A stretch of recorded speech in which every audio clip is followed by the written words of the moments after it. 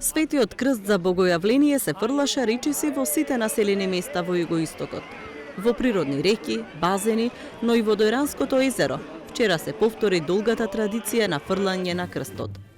Годинава во Дојран ниту еден локален жител не се фрлаше за крстот во Дојранското езеро. Традицијата за богојавление сепак се одржа.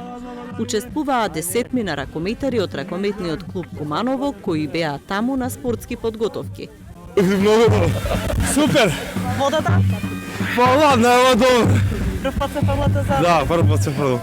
Вие сте од Куманово? Да, ние сме ракометарски клуб на Куманово. Да ние сме тука на припреви. И ово е за здравје на сите кумановчани, на сите македонци, православци. Дојранчани ги поздравија учесниците во традиционалното фрлање по крстот. За победникот збираше и блех музика. Отец Ѓорги Сламков вели дека оваа традиција е посебна затоа што е поврзана со езерото. Која година се празнува, овој празник за сите нас, како основно благодетно за сите нас. Овој празник е века богојавление, Бог ни се јави. Со трикратното потупување на крстот го значуваме божеството.